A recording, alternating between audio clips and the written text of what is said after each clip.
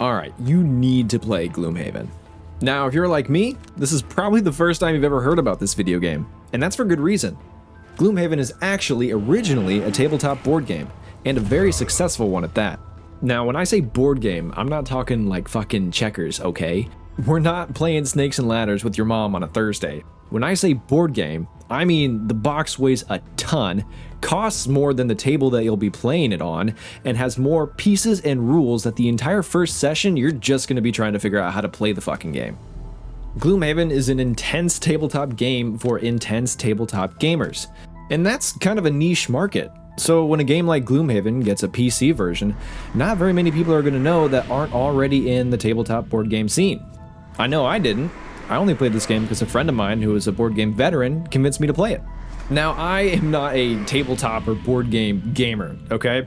I don't know why I have never particularly enjoyed them outside of like chess, Monopoly, and Snakes and Ladders with your mom, but they've always just kind of disinterested me. But what does interest me is video games. So it's really impressive when a studio like Twin Sails Interactive, the same developers behind games like Survival, Fountain of Youth, and Ember Knights, were able to recreate a tabletop game as a video game and make me enjoy playing it. And I would argue that you would too. Welcome to the harsh lands of Gloomhaven, recruit. So what is Gloomhaven? Well, Gloomhaven is a deck-building, strategy-based dungeon crawler that revolves around turn-based combat. And if that sounds complex, that's because it is. This game has a lot of similarities to classic tabletop games like Dungeons & Dragons and Pathfinder, while also drawing a lot of inspiration from modern deck builders. A crude way to put it would be to say that Gloomhaven is a mixture between games like Divinity Original Sin, XCOM, and Slay the Spire. So if you like any of those games, you're probably going to like this one as well.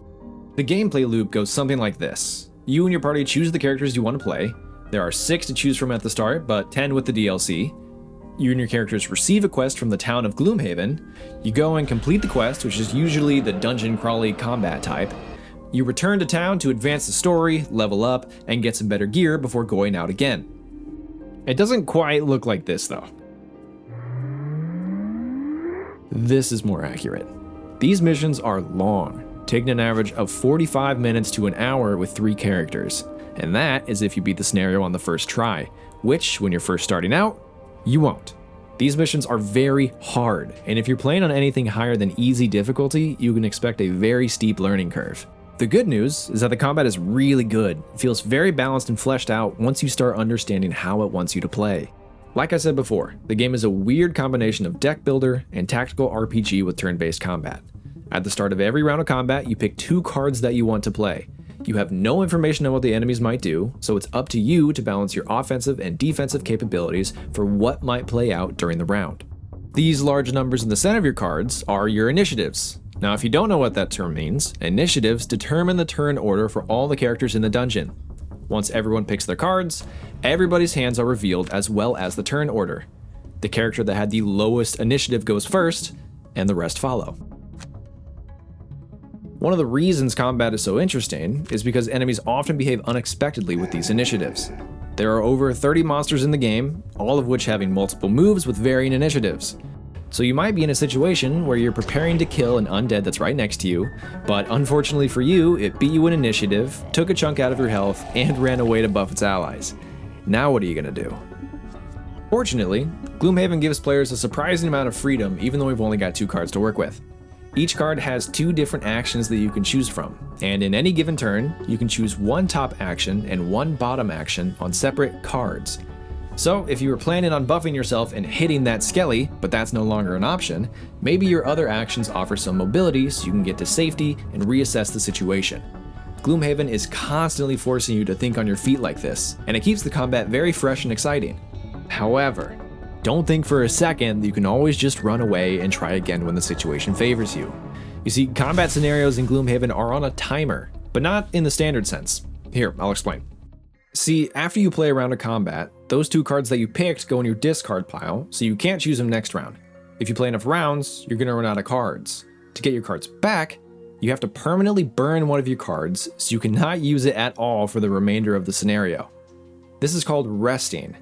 You can either perform a long rest where you get to choose what card you want to burn, but you are forced to be completely inactive for your entire next turn, Or you can perform a short rest, get all of your cards back immediately, but the card that is burned is chosen at random, never to be seen again.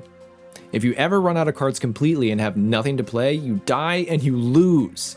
So you are incentivized to play optimally every turn, because in Gloomhaven, your health is your health, and your cards are your health.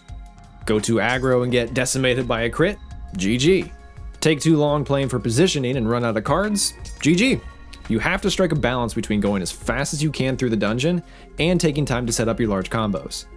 Now, it's very tricky to find this balance when you first start playing. In fact, a lot of the negative reviews on Steam are actually just complaints that the game is too hard.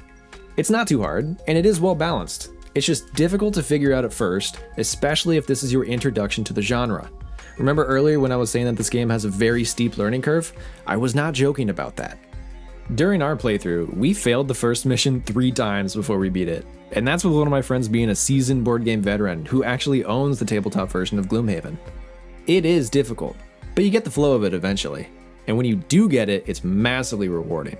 There are a ton of synergies between characters, and some of the combos that you can pull off are just insane. You can clear full rooms of enemies with just a few turns, or you can perma-stun bosses until just the right moment, cast a spell on them to turn them onto your team for a turn, and then watch as they just take out all of their own goons. It is insanely fun, especially with friends. Mastering the combat is also literally rewarding, because if you take out large groups of enemies quickly, you can then spend some moves finding treasure and looting gold on the ground that you can then spend on equipment and upgrades when you get back into town, increasing your party's overall strength for the next encounter. And this whole balancing act of speeding through a level as fast as you can, while also taking time to set up combos and loot the level, without either running out of cards or health, leads to a tendency where dungeons get super intense right at the end. Your characters are super banged up and barely holding on to life. You've only got about 3 or 4 cards left to work with, but there's still 1 or 2 really strong enemies standing in between you and victory. How are you going to make it happen? And that's pretty much what Gloomhaven is all about. It's hardcore strategy that incentivizes and rewards optimal play, while still making it feel like you were barely able to pull it off and outplay your enemies every time. If you're still not convinced to check this game out, let me just fire off a few quick things about it that might change your mind. Number 1, there's no mana system, which simplifies deck-based combat. You just pick 2 cards that you want to play and you get to play them. It's that simple. Number 2, decks are already built for you. Every character comes with their own pre-built deck for you to use that's geared towards its own playstyle. You don't have to worry about building an entire deck from the ground up, which can be overwhelming if you're not already a hardcore fan of the genre. Every time you level a character up, you unlock a new card. So the hardest deck building choice that you're going to have to make is which card do I swap out for the shiny new one? It takes the pressure off of new players, while still giving the hardcore strategists some real meat to chew on. Number 3, scenarios are very diverse and interesting. It's not always just kill everything in the room and then you win.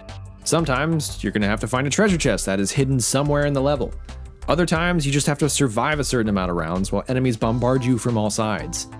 And others, your characters are going to be completely split up, left to fend for themselves in their own sort of mini dungeon.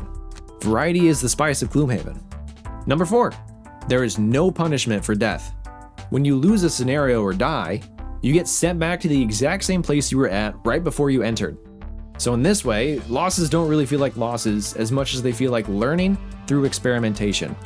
Some experiments don't work out, and that's okay because some do. And number 5, the game is just really polished overall. The art style is really good, animations are fluid and fun to watch, and the sound design is on point. Attacks feel crunchy and weighty. Spells have really beautiful effects.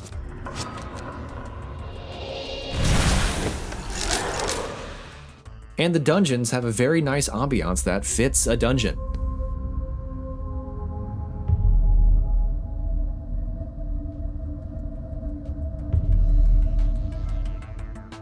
Multiplayer also works really well with its drop-in and drop-out mechanics.